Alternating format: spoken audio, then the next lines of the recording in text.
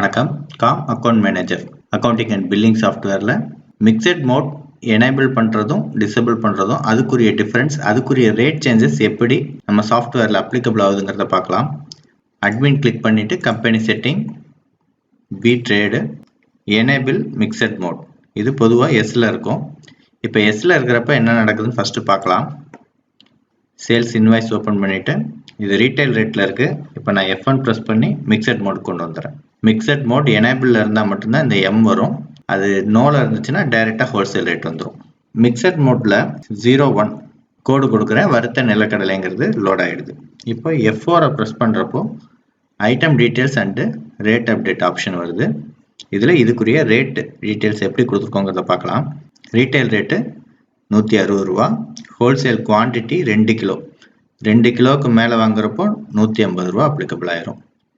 300 கிராமுக்கு கீழே வர்றப்போ 180 ரூபா ஸ்பெஷல் ரேட்டு அப்ளிகபிள் ஆயிரும். ஸோ அந்த மாதிரி ஃபிக்ஸ் பண்ணியிருக்கு. ஸோ இப்போ ஃபஸ்ட்டு 2 கிலோ போடுறேன், இங்கே ஹோல்சேல் ரேட் எடுத்துக்குது, டபிள்யூங்கிறத மென்ஷன் பண்ணுது.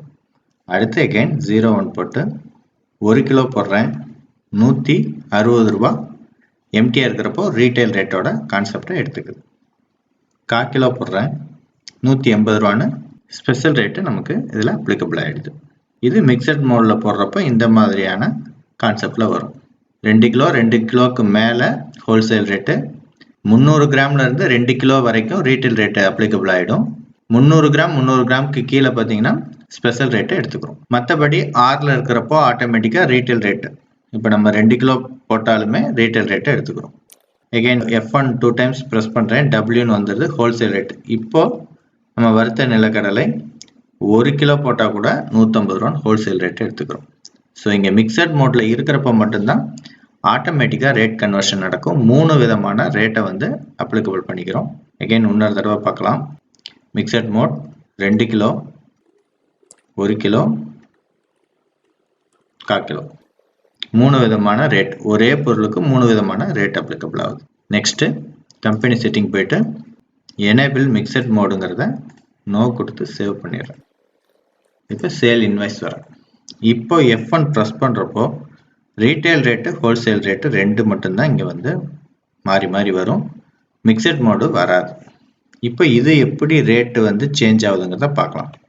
இப்போ வறுகடலை 2 கிலோ, வறுகடலை 1 கிலோ, வறுகடலை 0.25, அதே கான்செப்டில் இப்போ பண்ணியிருக்கேன்.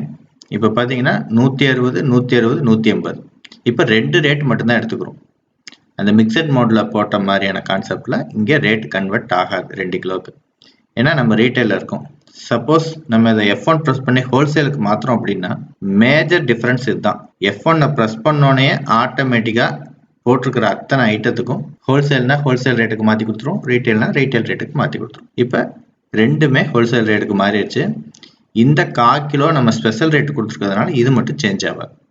எகைன் ஒரு தடவை நான் F1 ப்ரெஸ் பண்ணுறேன், இங்கே இருக்கிற ரேட் மட்டும் மாறும். 160 160 180 இங்கே ரீட்டைல். எனேபிள் மிக்சட் மோட் நோவில் இருக்கிறப்போ நமக்கு என்ன மெயின் அட்வான்டேஜ் அப்படின்னா F1 ப்ரெஸ் பண்ணுறப்பே ஆட்டோமேட்டிக்காக ரேட் கன்வர்ஷன் நடந்துடும். ஒன்றா ரீட்டைல் பில் இல்லாட்டி ஹோல்சேல் பில்.